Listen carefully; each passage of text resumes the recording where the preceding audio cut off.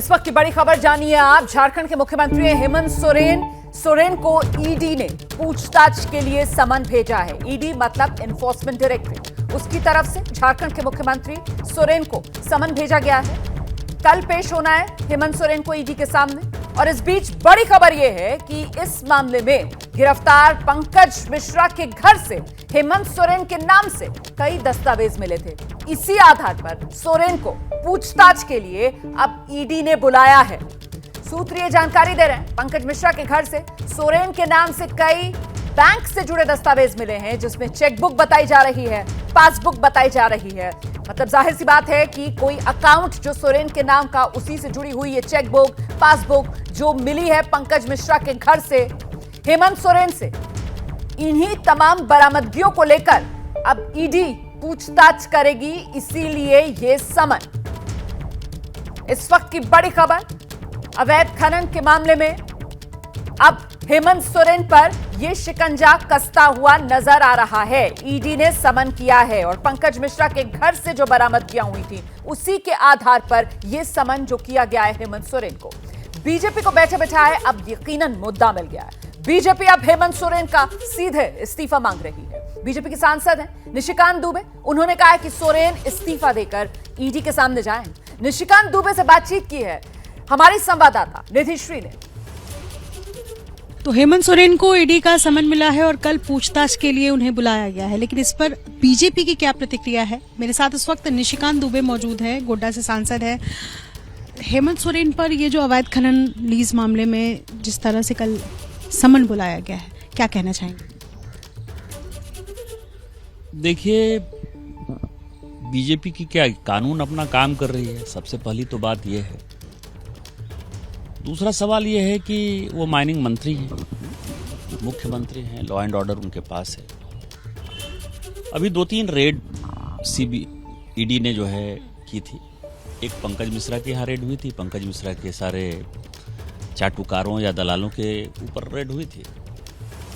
फिर एक रेड जो है वो प्रेम प्रकाश के ऊपर हुई थी। और फिर राजीव कुमार के ऊपर जब ईडी ने केस दर्ज किया था, अधिवक्ता राजीव कुमार के ऊपर, तो उसमें भी कुछ रेड हुई थी, जिसमें कि हेमंत सोरेन या सोरेन फैमिली के जो चार्टर्ड अकाउंटेंट हैं जयपुरियार, उनके यहाँ रेड। इन तीनों रेड में क्या पकड़ा है?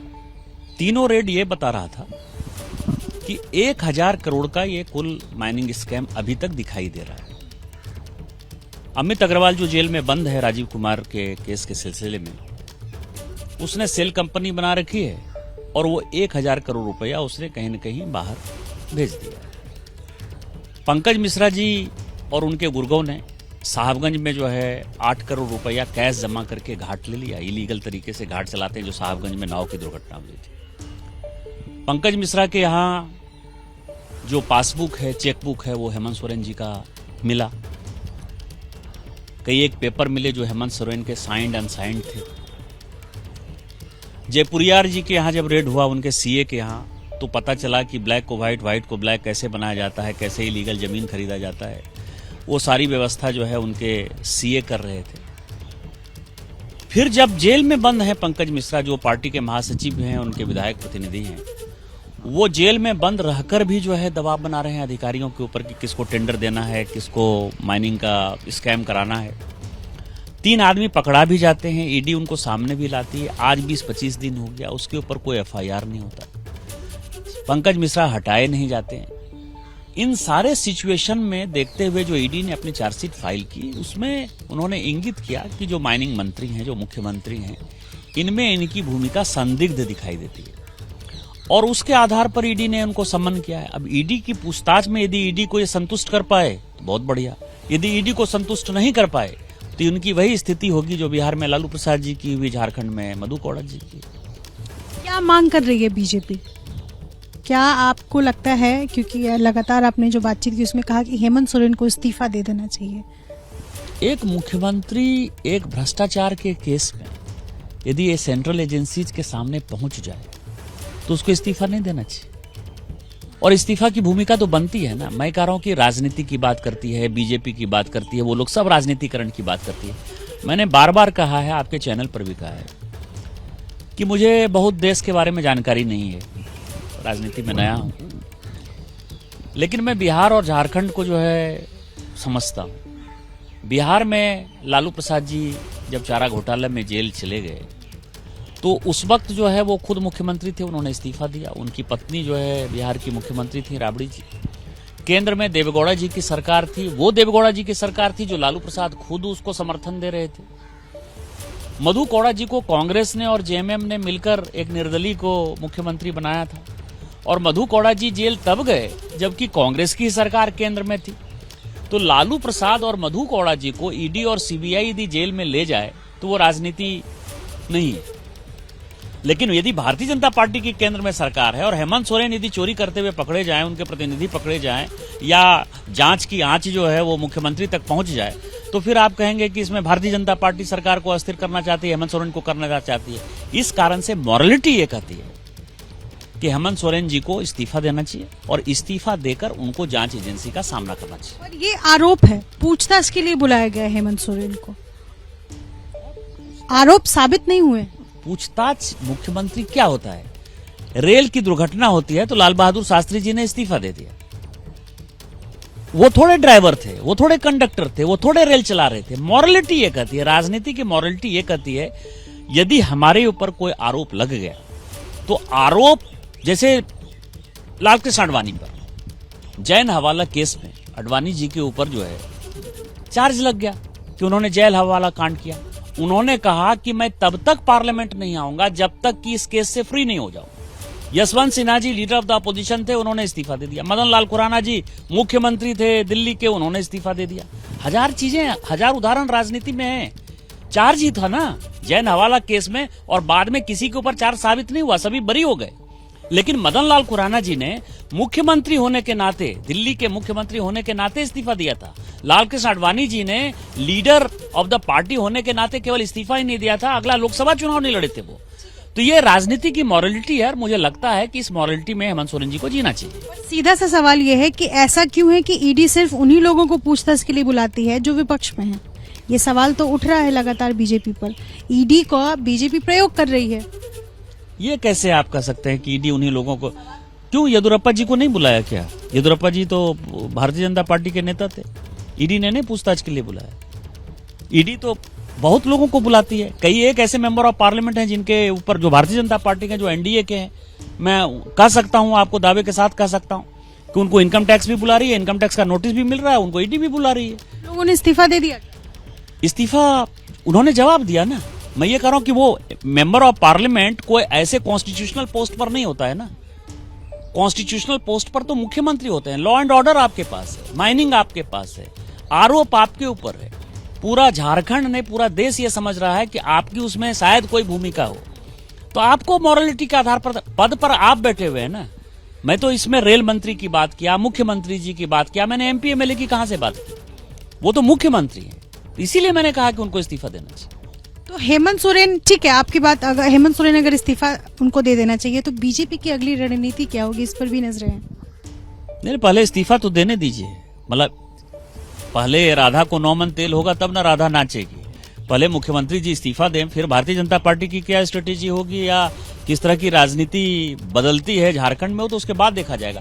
अभी तो मैं मॉरलिटी की बात कर रहा हूँ। हेमंत सोरेन कह रहे हैं कि ये बीजेपी की साजिश है और इस साजिश में कहीं भी जेएमएम या उनकी सरकार को कोई आंच नहीं आने वाली है। मैंने यही कहा ना कि लालू प्रसाद जी जेल चले गए और मधु कौड़ा जी जेल चले गए, ये कौन सी साजिश थी? सरकार तो केंद्र में कांग्रेस की थी या देवगौड़ा जी की थी, जो उनके समर्थन से चल रही थी।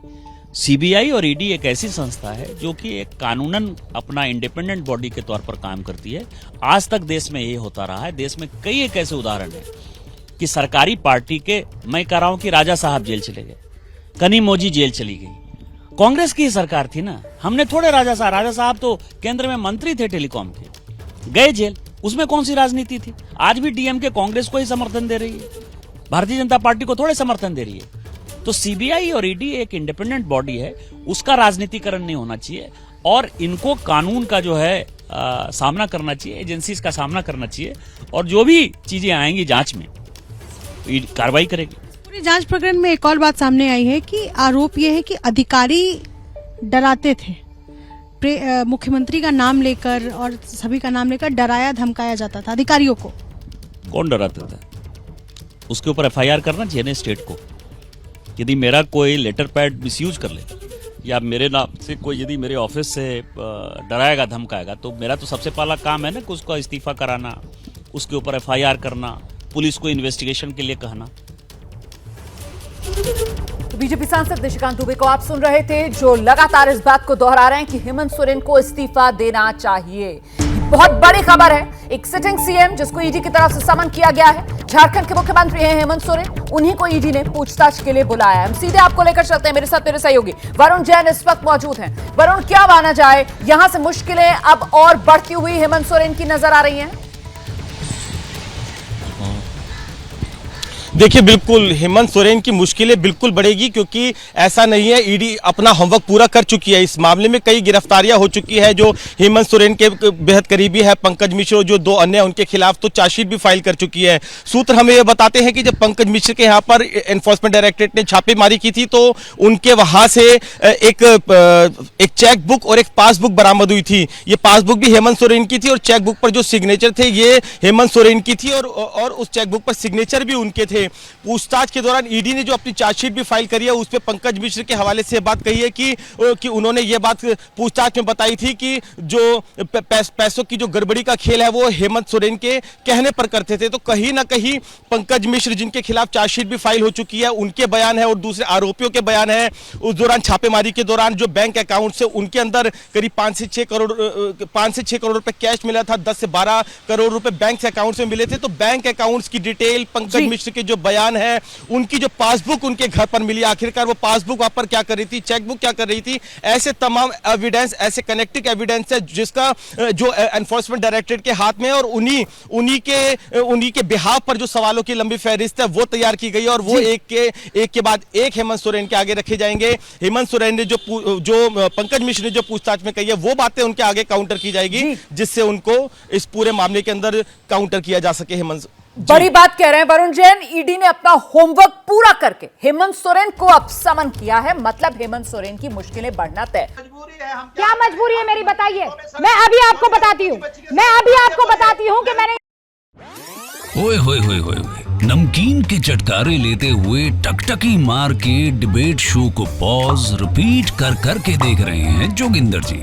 इनकी तरह आप भी देखें अपने फेवरेट डिबेट्स को रिपीट कर, और डाउनलोड कीजिए एबीपी लाइव ऐप अपने स्मार्ट टीवी पर।